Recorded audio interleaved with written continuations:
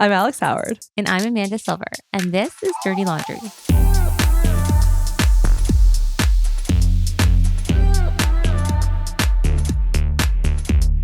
So tell us then, how is your lawsuit going to change that? Ooh, well, one of the first things we're asking for in the lawsuit is we're asking the federal government to immediately pass an amendment to the criminal code to suspend the stay or dismissal or throwing out of any sexual assault or intimate partner violence case solely for the reason that it exceeded the Jordan timeline. Like full stop. Yeah. We got to stop the bleed, as I call it, because it's going to take a while to fix the system. But while we're waiting around for that to happen, we cannot have thousands of these cases just get thrown away. Yeah. So we're also asking the government to bring in legislation to give direction to Crown attorneys as to how they can utilize the Jordan ruling in getting plea bargains. So there needs to be some guidance. Like the Crown attorneys cannot or should not be allowed to go to a victim and say like, oh, you know, this could be delayed or stayed or thrown out. So you should really agree to signing this useless piece of paper, because that's like that's the main way that these cases get dealt with. They're inciting fear into these victims that if you don't sign this, you'll get no accountability. Yeah. Nothing, no justice. Exactly. And the fear of that is worse. Bingo. Than anything. That terrifies people. Yeah. The idea that they could get nothing. Well, something's better than nothing, right? And, a lot of them just think like, okay, well, at least with this piece of paper, I know my abuser has to stay away from me for 2 years. Right. At least I'm getting that peace of mind. Sorry, it's only 2 years? It's usually a year or two. The protection order. Yeah. Yeah. It's not lifetime. Oh, this is like a lifetime commitment. No. Oh, like God, in no. perpetuity, don't come near me. And we haven't even talked 1 about to 2 years. We haven't even talked about the people here who share children. I'm still on this one. No, and have to see each We other. haven't got Yeah. yeah, I know, it's coming. What? Yeah. Yeah. And wait, exactly. I know. I'm like, So could that potentially, again, broken system needs to be changed, but could that potentially be something that's negotiated in the plea deal? To say, okay, well, instead of 2 years of this paper saying you can't come near me, it is going to be 20, or, I'm not sure what the exact limitations are for the peace bonds. Right, okay. But I think more to the point, they're pretty useless. They get breached left, right, and center. And they can cause more harm to the victim as well. Because on the surface, you hear 2 years, 20 years, never come near them again. But what about these people? And I see them, I work in child protection mediation. What about these people who have to co-parent? Yeah. It becomes a nightmare for them. Yes. It becomes a nightmare to raise children because you can't communicate. It's just a vehicle of abuse continuing. No, but it becomes a logistical nightmare. Oh, because you can't communicate. You can't communicate with your abuser, right? And so you have to have third parties communicate. You can't go to the graduation or the school play together or even in the same room. Yeah. So now one parent has to stay home. And it's just the ramifications on parents can be problematic too. Absolutely. Yeah, and there's so many workarounds, the restraining orders and peace bonds. Like one of them, for example, I've got a client right now who she has pending criminal charges against her ex for sexual assault and human trafficking and all kinds of terrible things.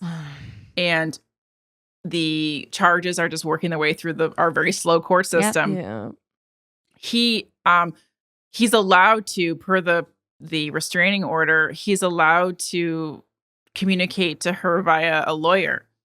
So he's initiated a whole bunch of ridiculous, outrageous, fruitless processes through his lawyers, and it's continuing to harass her because there's a clause in there that says like, okay, yeah, you can't have direct communication, but like you can still third party. come at yeah. So that happens all the time. Yeah. They're useless. They really, we got to just throw all these guys into jail, and there needs to be some significant bail reform. We had Melissa Lanceman on talking about Bailey's Law, which I know is ascending, as they say. Ascending in the Senate. You with the right words. I know, I'm using all the words. Oh, yeah, ascending. But it's happening. But again, it's so slow. Yeah. And it's so slow. it's And so even slow. in the meantime, there's things the government could do. So we're also seeking damages, financial Right. compensation for our plaintiffs who are part of the charter lawsuit. A lot of them have just experienced the most horrible things because of the failure of the criminal court system. But ultimately, we want the government to take action now. And last December, the federal government finally acknowledged that the Jordan ruling was problematic, that there was trial speediness, there was an issue. And but still nothing's really concretely been done. But our lawsuit is noted on the Government of Canada's Justice website Nice. as a Nice. going concern. Oh. Oh my So- goodness. Okay. Okay. Yeah. So Wonderful. I've made it really clear to the government we're not going to give up. Right. If this takes 10 years, fine. Yeah. We're going to keep Buckle up. fighting. And You're ready. like this Yeah. isn't we're not going to plea bargain. We're not going to Yeah, exactly. sign a Silence. useless piece of paper. Not happening. No gag order No. here. And no. we're getting, we're building just an army of witnesses Yeah. and Yeah. supporters. And, I'm hearing from people across the country who have their own stories of the failures in the system. And we actually have a lot of criminal defense lawyers who support the case.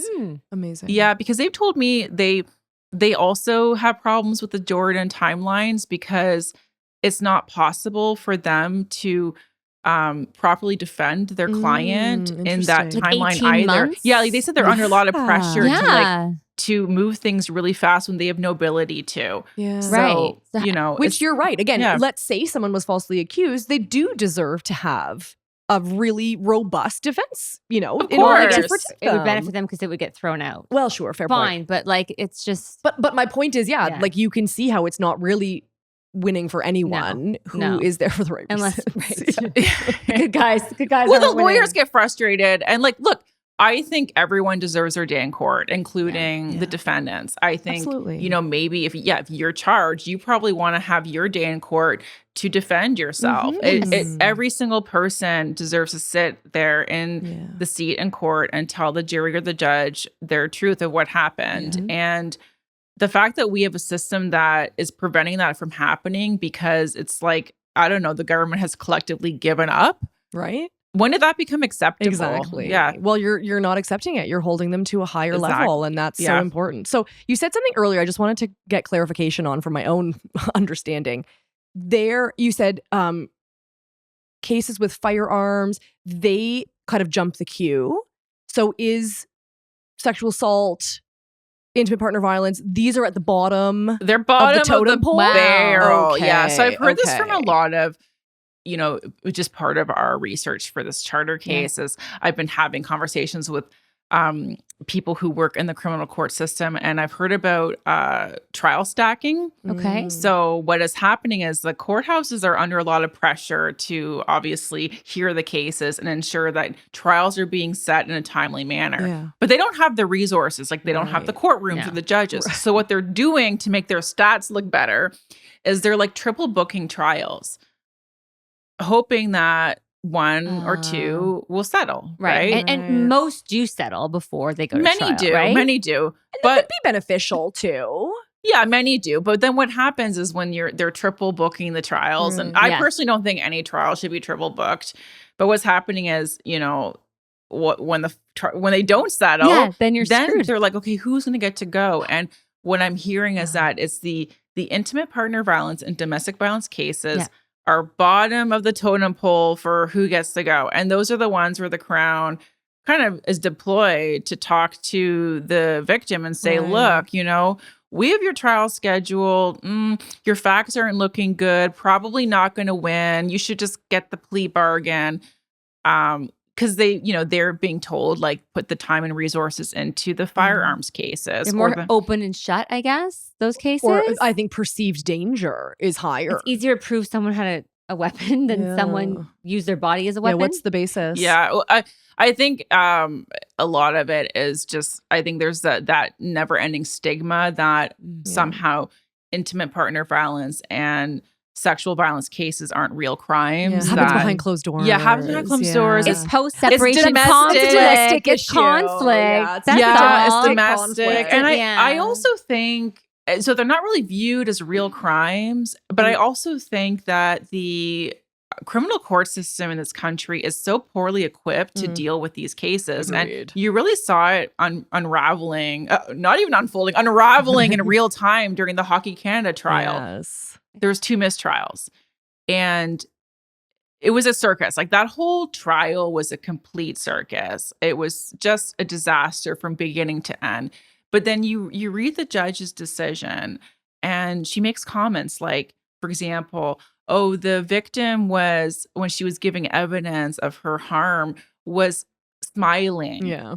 You know, we understand as people who work in the trauma space that it's really common for victims to disassociate when they're giving, and that smiling is a mask and a deflection. And was the judge a behavioral expert? Well, exactly. They Like, don't this have is the the proper thing. It's training. like, where they should be maintaining their credibility of the law and how they present the law. That's what they're the experts in, not their personal credibility. Right. I really think Well, I just think, are we basing it on the facts, or are we basing how someone appears in court? well, exactly. And I think the standard that survivors are held to in criminal court is insane. There's no, like, they have to do everything perfect or they're a liar, basically, is how they're treated. And so I think what happens is the Crown looks at these cases, and oh, by the way, this is a very disturbing stat that I'm going to give you. Over half of the cases in our criminal court system in Canada are either intimate partner violence or sexual assault. Over half. Over half. Shit. So I think that the system is flooded with these cases. And I think the Crowns look at them and think, well, the prospect of getting a conviction on these cases is low because, you know, basically to win, you have to have a perfect victim who did everything perfectly. Because that exists. Because that, you know, that's the standard. Right. That Fair victim, threshold. right? Yeah, that seems reasonable. And the nature of the allegations are hard because they come out later, right? It's not like every person, you hope that everyone go to the hospital after there's been assault and have a document. Yes. But that we know that's just not how it, comes out. No. Yeah. So I think basically our criminal court system can't handle these cases. Yeah. They're not prioritized and the Crown's trying to get rid of them. And that's how we have these repeat offenders, right? Who just get away with it.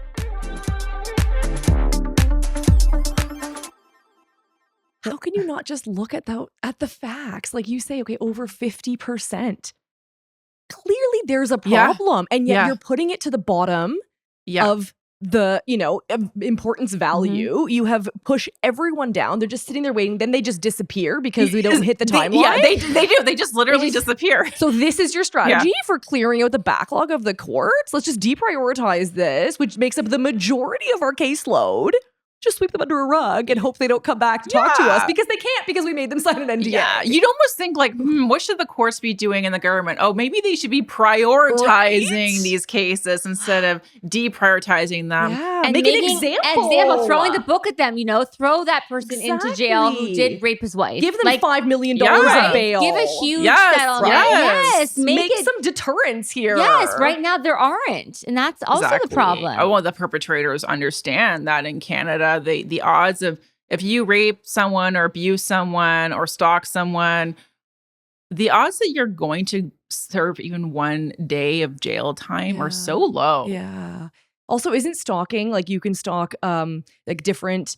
If you stalk someone you do not know, it's like a different crime versus if you stalk someone that you're like in a relationship with.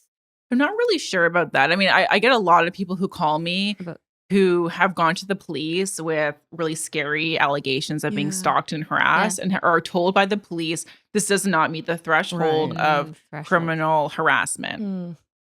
And of course, there's lots of very sad cases in Canada where victims were murdered by their exes and they had gone to the police numerous times. And of course, the family always says the same thing, which is that they knew it was going to happen and it's so preventable. But I think the threshold for what constitutes criminal harassment even in this country is way too high. Agreed. Way too high. And especially with social media, there's ways to stalk someone. Very easy. Really it's scary when you're being stalked and you're being monitored. and surveilled by an abuser, it's terrifying. Violation. It's Absolutely. ongoing violation. And you never know when or where or how. So you're perpetually on eggshells Yeah. and terrified. It's a horrible way to live. But unless there's a death threat, basically, Right. the police are not going to press charges or do anything. So what can folks do? Like if they know they're being surveilled, is there anything? usually, I mean, I send a lot of cease and desist. Yeah. I'm like the cease and desist factory. I'm just like, you get one and you get Everyone one. gets a season. Literally, Check there's under a- your chair. There's a photo of me at the Eras. I went to the Eras Oh, tour, yeah. Oh, that's and so I was funny. like watching Taylor Swift, who I Yeah. love, and like I was on my phone just banging out a cease and desist, That's sending it off. amazing. The cease and desist. I mean, oftentimes you can sue for like violation of privacy. Yeah. A lot of these psychopaths who are doing these things to their victims, they are people who have jobs Yeah. and who Yeah. have some power, and Yeah. it turns out they do care about their jobs and their public perception. So I go after, like, I'm going to be brutally honest. Yeah. I leverage and go after the things that I know are going to hurt them the most. I like When that. I see an abuser and I'm like, you know what? This guy thinks he's a great guy. He's Yeah. written a book. Yeah. He's on Twitter. Yeah. He's giving speeches. I'm going to go after what he cares the most about, which is being perceived as a good person. Yeah. How am I going to do that? Yeah. I'm going to rake him through the media. I'm going to publicize what he did. And I will sure as hell make sure I'm going to make sure he never touches another victim again. And it's the only way.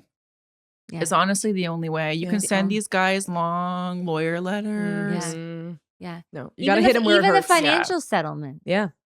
It's Yeah. gone. They pay Exactly. and At for the some same people, mind. it doesn't even touch them. Yeah. They have insurance. Yeah. If they belong to a college, True. they Yeah. might, they're a doctor or they're a dentist or something. Yeah. They have insurance, I and see. so they don't never actually see a Yeah. legal bill Yeah. right. or a settlement bill. So they Yeah. just sort of go on handled. with their merry way to reoffend. Their No harm, no employer is foul. paying Right, it because for them. They have that insurance for Yeah. a reason. Yeah. I have seen a Amazing. lot of campaigns of women online, like, taking screenshots of comments that are either horribly racist or sexist or, abusive or what have you. And here, employer, this is what your employee is doing. Yeah. Just to get some kind of their own cease and desist. Because you're right. If someone's not going to listen to a lawyer letter, if they think they're above the law. Yeah, one of the other things that's been happening is the erosion of our open court system. So over time, like especially since Zoom and a lot of court Right. hearings now happen not even in open court. They happen like you've got to have the Zoom link. Yeah. There's a lot of case conferences. We hear that a lot, especially in family Definitely law. Yeah. family. So I don't think that these really bad, evil people are scared of court in the way they used to be. Interesting. So No. that's what, but what has all the power? Well, the court of public opinion. Yeah, totally. And vigilante justice. And I mean, when I say that, I mean like there's that Facebook group like, are we dating the same guy? yeah. So what women are now You doing gotta in have that them on our group, show. Yeah. Yeah. they're great. I mean, Yeah. You gotta have them on our women show. helping each other. Exactly. And you go on those groups and you can see like there's only women way. saying like, hey, I went on a date with this guy. Here's Yeah. his Yeah. photo. Here's his dating profile. Yeah. He beat me up or he lied to me or he, Yeah. did this horrible thing to me. And women are helping each other by exposing Yeah.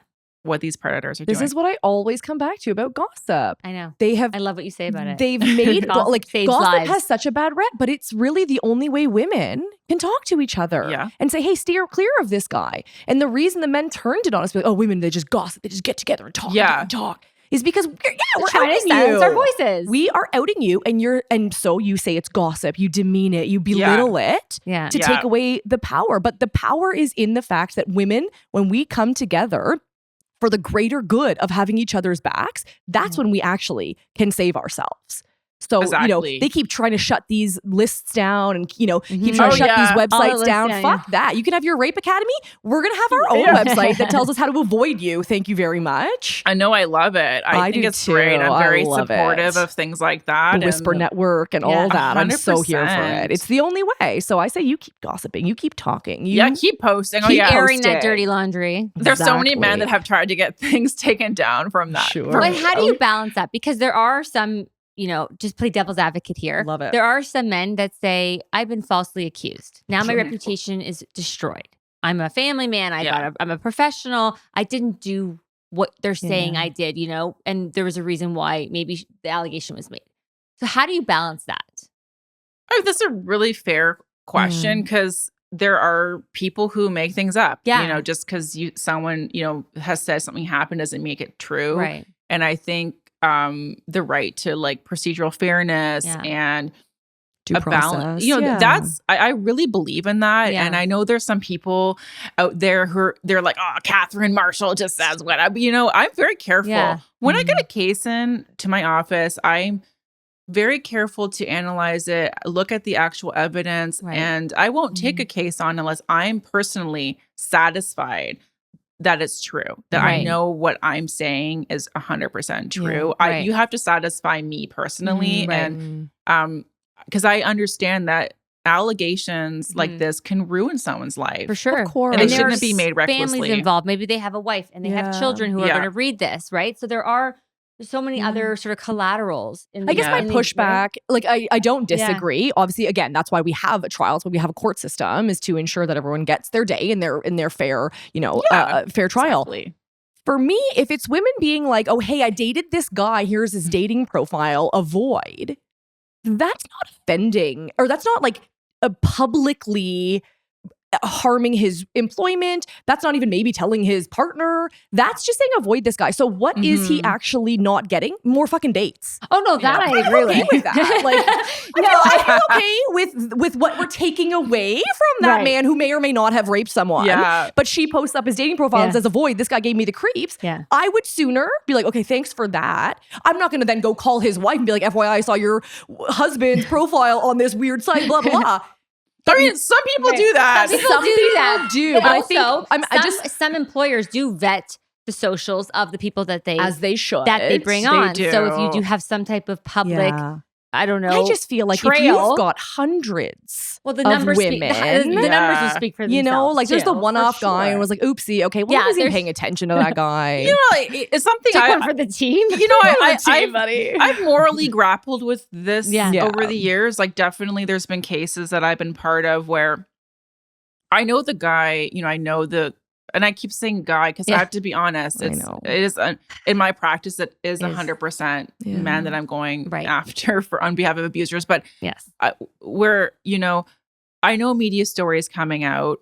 Right. I know he's got a wife. I know he's got children like the same age as my children. Right. Yeah, they don't deserve that. And they don't deserve it. But what I've realized and like been able to compartmentalize is that just because they have, family and friends and others might be hurt by their own actions doesn't mean my client doesn't deserve justice. Right. And I've got to just separate that. You have to. You have they to, still made those choices and any to harm, act in that way. Any harm that befalls their family is on them. Exactly. Why are we taking on that responsibility of highlighting what somebody did? They made that choice. They knew their kids and partner. Yeah. And yet they didn't care in the moment. So now we're expected to care. Listen, I love a morality. I'm here for it. I think it's important to have the discussion. These discussions are incredibly important. Because but because I think, Amanda, you're right. It this person made this choice willingly, but now we're expected to acquiesce and because protect their family. And to protect them. Right. I recently was involved in a case where I was acting for a number of victims of a lawyer and he had hurt women with his behavior. And it was in the media and it was, well known in the legal circles. And his wife, really, she was posting things and kind of reaching out, pleading that I stop. And I had people who knew her and the family coming at me. Wow. Yeah, saying, well, these are really good people. How could you do that to them? But my response is, well, but how could he have done that to my client? Exactly. I'm the lawyer. I'm not personally doing anything to anyone. I'm representing people who have been hurt. Yeah. And what I've learned with predators is they sometimes will triangulate the people in their worlds and they'll deploy the flying monkeys at me. And I've had this happen for many years. Like I've had like billionaires call me being like, you're going after my friend. Right. Do you know that that he's my friend. Yeah. You need to stop that little Missy. Yeah. And, you know, how much money do you want? I'm always like, well, how much do you Yeah, got? exactly. I just looked you up. But, you know, they'll always. Morality's gone out the window. Exactly. How many zeros are we talking You know, about? these predators will deploy, you know, their families and their friends at Right. you. And I couldn't imagine, like, if I did something bad trying to get, like, my network to. But, you know, they don't see the wrong in their own actions. Right. That's and the because key. they're not willing to take personal responsibility, it becomes not about what they did, but about what she's doing to me, you know?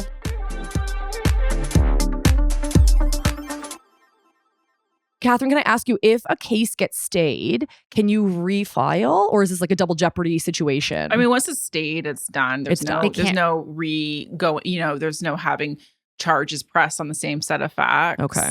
And you know, what happens is, you know, the defendant's lawyer will often bring this charter application saying, you know, my client's charter rights are being violated because this case hasn't been tried within 18 to 30 months. So, and those are pretty easy to win. It's a pretty clear, you know, it's a charter right. Yeah. Right. Although, what about the charter rights of victims to not That's be the assaulted? thing. Like, why is there a Like, where- hierarchy Yeah. of these laws? Your timeline for a fair trial supersedes, you know, the victim's rights to safety. Yeah. yeah, and Or you know that's compensation or it's whatever. just- Yeah. well, we're arguing in our charter lawsuit that society. the failures of the criminal justice system are a charter violation, Yeah, the right to life and liberty and exactly. security Well, of person, and exactly. are actually they're discriminatory because, you know, over 90% of the victims of sexual assault and IPV in Canada are Mhm. women and children. Yeah. So the Jordan's law is disproportionately impacting and harming women Yeah. Yeah. and their children. And children. Yeah. And you're here to change it all.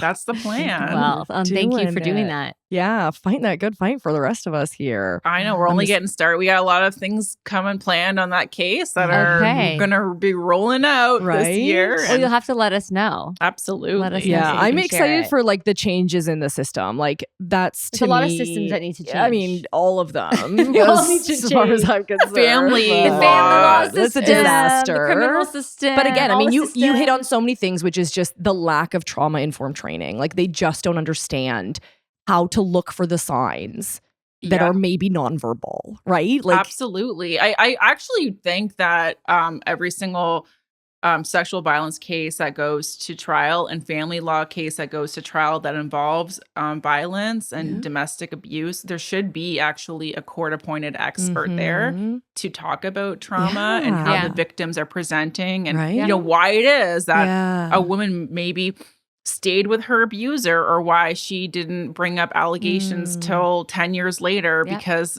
there's real reasons that aren't just Exactly. financial, right? Exactly. So you know, the court should hear from these Yeah. experts. Is that ever something that you would bring as part of your defense?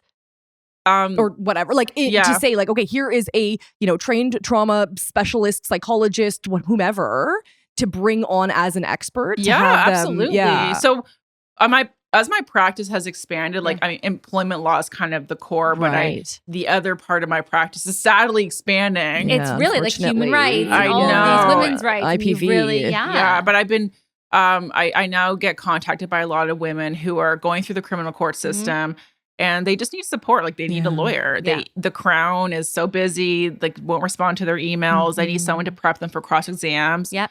And I also advise them like talk to your Crown about getting a court appointed trauma domestic violence expert because you're going to need to get around the inevitable cross-examination by the defendant's lawyer as to, you know, why you were lying or that, you know, you delayed bringing these up, you know, but if you can have an expert explain the psychology behind Exactly, victims and yeah. that this is all normal. So we shouldn't need to have those powerful. Well, we experts. shouldn't. The judges They should be the No, experts. The judges should have the expertise, Ideally. But they're to not. understand They're that. not. But they're not. We have to actually like write it out. I Well, know. the onus and is always on the neon victim. writing, Come on, we know explaining, that. explaining. Especially in sexual I do violence. agree that the judges should have this kind of training. Like if a judge judges hearing criminal cases in criminal courts, we know that, most of them are going to be sexual violence. Yeah. And if they're hearing family law cases, they should have trauma-informed domestic violence training. It should. I don't know why they don't. Very I mean, interesting. Kira's law did, initiate Yeah. that, but I don't. But there's a difference also between having the training and having the gumption to actually make a decision that reflects it. Oh, yeah. Right? So it's Yeah. one thing, like Justice Mandana, who did the Right, tort the family tort, violence. yeah. Oh, It's I one love thing it. to say, Yeah, I right, see it. love. I see you domestic violence. I see all the abuse that's happening Yeah. here. I see the coercive control. But to actually put an endorsement Yeah. on paper that reflects that Yeah. is where I see the Oh, disconnect. definitely. I mean, I have a lot of views on judges. And just to be clear, like, Yeah. I have a lot of friends who are judges. My dad is a judge. yeah, I yeah. have so many judges who I really admire and respect. Yeah. But I do find a lot of judges in Canada, they really just don't want to do anything that could get appealed. They don't want to think outside of the box. Interesting. They're very much wanting to do the safest route, Right. Yeah. which makes it really hard when you are a lawyer like myself, or yourselves who are advocating for change or for Yeah. things to be done differently. Yeah. So we do need, I think, more younger judges to be appointed, Yeah. for more diverse More women. backgrounds. Yeah. Like, Yeah. I'm so sick of seeing judges appointed who did administrative law Right, and tax commercial law. law for Yeah. like 30 years. It's like, well, okay, I'm sure they're lovely people. Absolutely. It's a Yeah. bit niche, though. Yeah, what we're looking at. but I Yeah. picture them, hearing, a Right. really messy, like cross-border Right. family law case, Right. Well, or just a very brutal beating or Yeah. sexual. So you've gone and you spent 30 years in tax law, and now you have this victim who's describing her rape to you. Yeah, and you're like, you expect that judge just be like, yes, I can see clearly. I have no, like, They're no, humans they're too. human Yeah, there's no beings. way. They're human beings, and if they've not been properly trained, or if they've not really been Yeah. exposed to a lot of it, they haven't. So a lot of them Right. haven't. Like they're like in shock, right? Right. So a lot of these judges, like they're from like Bay Street firms or Yeah. corporate firms. So this is like the first time that they've really encountered trauma Right. and these stories. And I think they are in shock, honestly. I think so and too. Their training, I don't think, is sufficient. Definitely not. And then you can see, unfortunately, in their decisions sometimes on these, like, rape trials, for example, how these little stereotypes and biases are really interwoven within the decision, even though, the Supreme Court of Canada has ruled that misogynist stereotypes have no place in jurisprudence in this country. But then my question is, well, why are criminal defense lawyers then allowed in their cross-examination to be like, well, did you only dance with him because he was tall? I mean, that literally Oh my happened God. in the Hockey Canada trial. Yeah. Wow. Or they pull up your undermining. social media and Right. like, look at this. Or their Whoa, shoe exhibit look how A. Look at this provocative. stiletto. Yeah, like what? Clearly, The she was victim blaming suggesting for me. something. Yeah, I know. So I also, I'm pretty, like, during that trial, I was definitely like, I mean, I was going pretty hard on some of these lawyers. and Honestly, I loved it. And I had like the criminal defense bar at me. They're like, oh, you're so uncivil. And I'm like, but Well, they you should know get what? called out. You got to roll up your Right. sleeves Yeah, and take so off the there's time gloves. for It's time to civility take off when the we're gloves talking about and- sexual assault. Exactly. I No. mean, you've got like, and I keep going back to that trial because to me that trial was like everything wrong with our criminal court system. Like Yes, really the victim, highlighted she like flaws. 7 days of cross-examination by all the lawyers. It How is looked that? like a gang rape. It was Right, insane. right? Yeah. How is that, Fair. Yeah, and like, human? Trauma informed. and like they brought out her shoes. It's like What? she had every Why? aspect of her life and her Her like personality underwear ri- drawer was Yeah. just yeah. like, And I was like, I just I there's no what's- other area. There's just no other area of law Yeah. where that is normalized Yeah. or that is appropriate or acceptable. So why is this the norm in sexual violence cases? When did it become this bad? Yeah. And it was so traumatic to watch that trial unfold. And unfortunately, the result is like I had clients say to me, Kathryn, I just watched this girl get annihilated. I don't want to go to court. oh, Yeah. Oh, it was a huge deterrent for many Yeah. people. Yeah. There was no Yeah. way that, reporting of these incidences is going up after that. Oh, exactly. Like, exactly. but again, my like conspiracy theory, fucking the patriarchy brain is like, well, that seems awfully convenient. Let's Right. deter anybody from coming out by showing them their fucking Yeah. underwear drawer, by making a mockery Yes. of their lived experience. How Yeah. dare you? And And humiliating them. humiliate this it was woman. humiliating. Yeah. Yeah. And then you're Humiliating and expecting and people. So now the perpetrators are assaulting getting her. away with even more. Yeah, They're it just was- out there having the time of their lives. Yeah, and I think obviously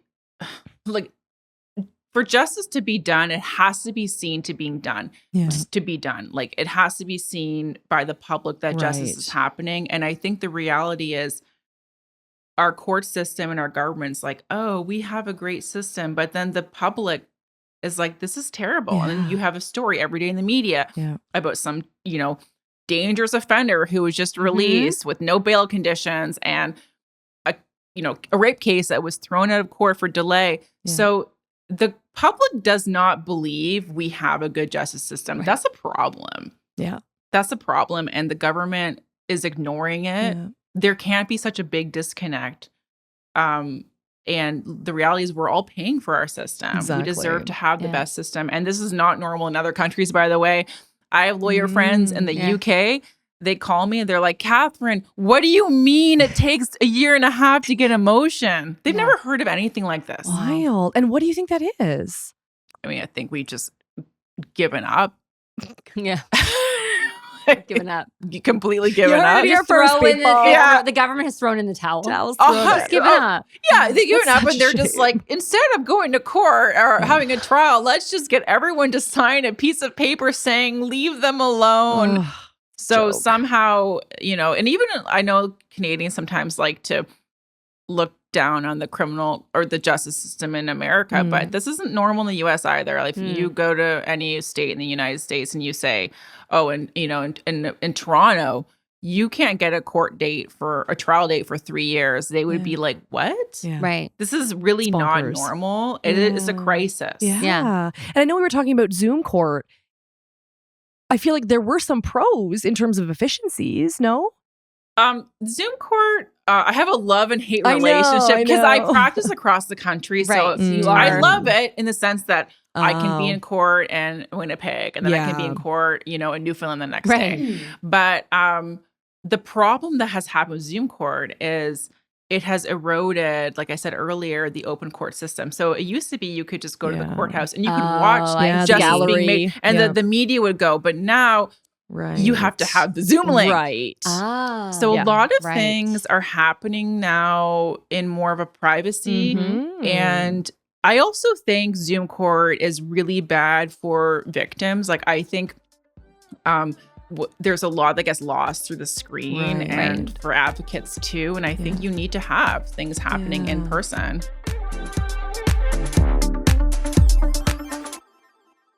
So to wrap up, what's your timeline? Do we have any insights into your court battle? What are we looking at here? Yeah, so there What is can a you share? timeline. So within the next couple of months, or even less, like 6 weeks-ish, the government is going to be advising either what their defense position is to our charter case, or if they're Okay. going to bring a motion to try and get it dismissed. Sure. So Ah. they're finally going to have to tell us their position.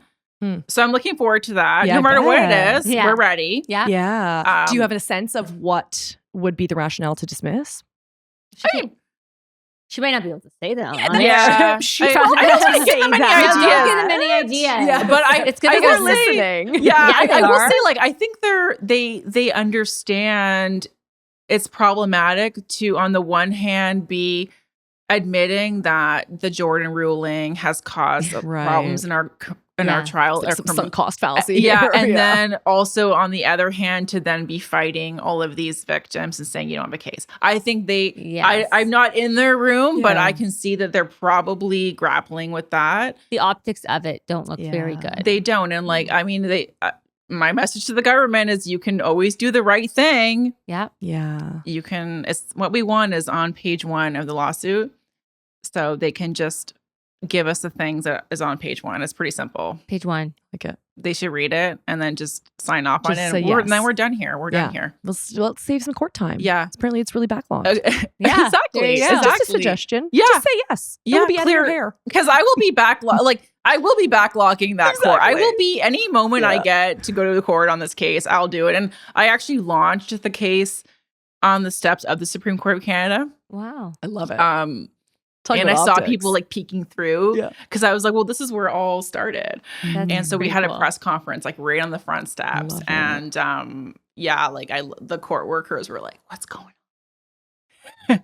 I love it. Well, Kathryn, this has been so fun. Amazing. You've Thank you really, for having I mean, me. I made feel like you talking should wear about like a cape, a superhero She cape. You really should. should. I should get a martial law cape. Yeah, that I can should. wear to court. Definitely Yeah. need Yeah. to. Yes. Yes. Yeah. My court uniform. Yeah, or like, yes. Yes. Exactly. I'm going to petition the court to let me do that. instead of like Forget the the wig robes. and the, Don't forget the robes, a cape. I've got Yeah. a cave. Or maybe like just, I'll put like a hologram of like martial law on the back of the robe that you can only see from certain angles. Nice. I love it. Yeah. Yeah.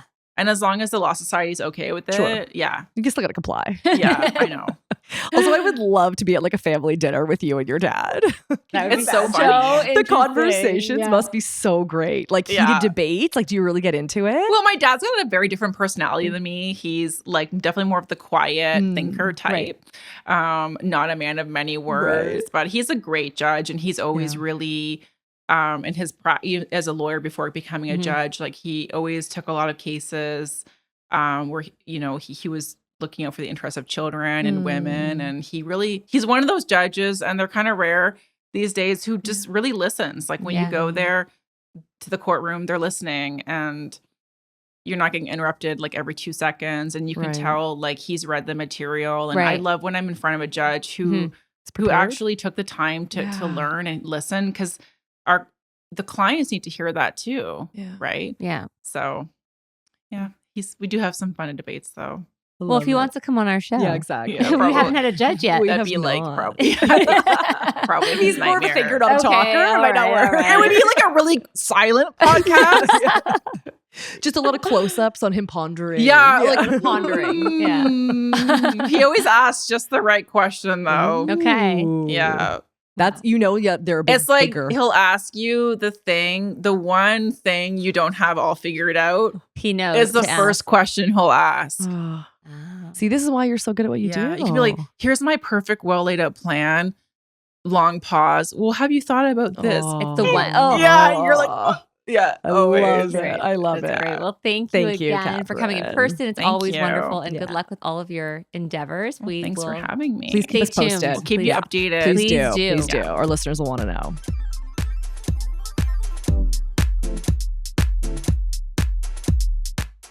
This episode was written and created by Alex Howard and Amanda Silver. Produced, edited, and engineered by RTF Productions. Make sure to rate and review our show if you loved it, and give us a follow on Apple Podcasts, Spotify, or wherever you stream your podcast to stay up to date on all upcoming episodes. Thanks for listening, and go easy on us. We're not your ex.